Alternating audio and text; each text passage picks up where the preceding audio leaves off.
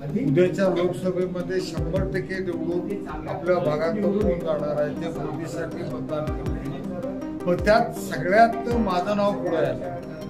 मग मोदींच्यासाठी मतदान पाहिजे असेल, एक मत वाढवायचं असेल हातकणंगले लोकसभेचं, तर प्रकाश आवाडेच राहायला पाहिजेत असं चित्र सगळ्यांनी सांगितलं। आवाडे यांची उमेदवारी कोणाच्या अडचणीची?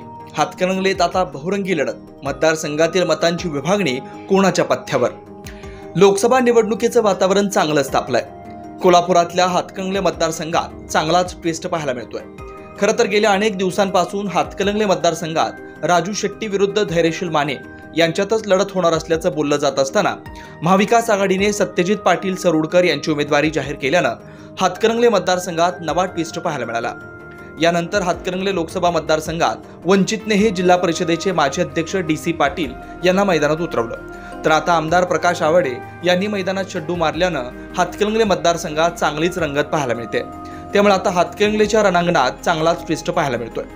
हातकणंगलेत मतांचं गणित कसं ठरणार, कोण बाजी मारणार, पाहुयात सविस्तर। हातकणंगले मतदारसंघात जिल्हा परिषदेचे माजी सदस्य राहुल आवाडे यांना लोकसभेची उमेदवारी मिळावी यासाठी आमदार प्रकाश आवाडे प्रयत्नशील होते। मात्र महायुतीकडून विद्यमान खासदार धैर्यशील माने यांनाच उमेदवारी दिली गेली। त्यामुळे आमदार प्रकाश आवाडे काय भूमिका घेणार याकडे गेल्या अनेक दिवसांपासून अनेकांचं लक्ष लागून राहिलं होतं।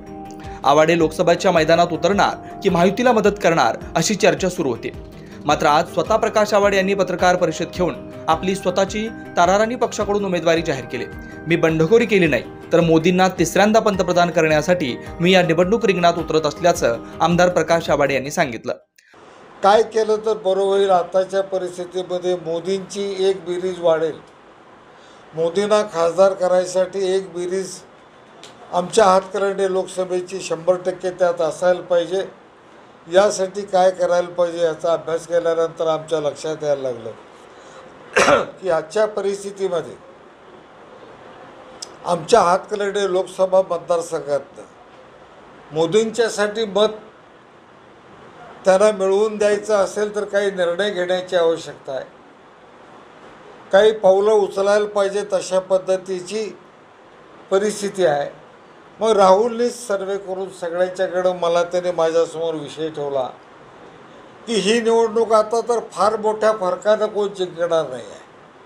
ही निवडणूक 10 ते 25 हजारच्या फरकात ही निवडणूक येऊन ठेपली आहे। मी राहिलो नाही तर ही निवडणूक 25,000 ते 50,000च्या टप्प्यात ह्या निवडणुकीचा फरक असणार आहे। आणि मीही यात उमेदवार झालो तर 10,000 ते 25,000चा फरक या निवडणुकीच्या निकालात असणार आहे। मग राहुलच्या सर्वेमधनं त्यानं असं सांगितलं की त्याचं जे ॲनालिसिस आहे, त्यानं जे सर्वांशी चर्चा केली, त्यांनी जी गणितं मांडली, राहुलला जी मतं या लोकसभा मतदारसंघात पडतील। दरम्यान राजू शेट्टी आणि सत्यजित पाटील सरोडकर यांची कोंडी करण्यासाठीच कारखानदारांकडून पुरस्कृत उमेदवार आवाडे यांना देण्यात आल्याची चर्चाही कोल्हापुरात सुरू आहे। कारण राष्ट्रवादी काँग्रेस शरद पवार गटाचे आमदार जयंत पाटील यांनी काल आमदार आवाडे आणि राजेंद्र पाटील यड्रावकर यांची भेट घेतली, तर आमदार आवाडे आणि राजेंद्र पाटील यड्रावकर यांनी आमदार विनय कोरी यांची भेट घेतली। दुसऱ्या दिवशी लगेच आमदार प्रकाश आवाडे यांनी पत्रकार बैठक घेऊन आपली उमेदवारी जाहीर केली। त्यामुळे आमदार प्रकाश आवाडे यांची ही उमेदवारी कारखानदार पुरस्कृत असल्याचं बोललं जात आहे। हातकणंगले मतदारसंघात धैर्यशील माने हे महायुतीचे उमेदवार आहेत।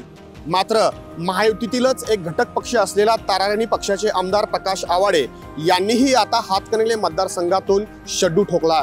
त्यामुळे आता या मतदारसंघात चांगलीच रंगत पाहायला मिळणार आहे।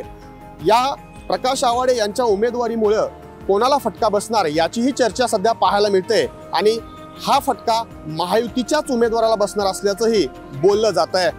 याच पार्श्वभूमीवर मुख्यमंत्री एकनाथ शिंदे आज कोल्हापूर दौऱ्यावर येत आहेत। महायुतीतील प्रमुख पदाधिकाऱ्यांची ते बैठक घेणार आहेत।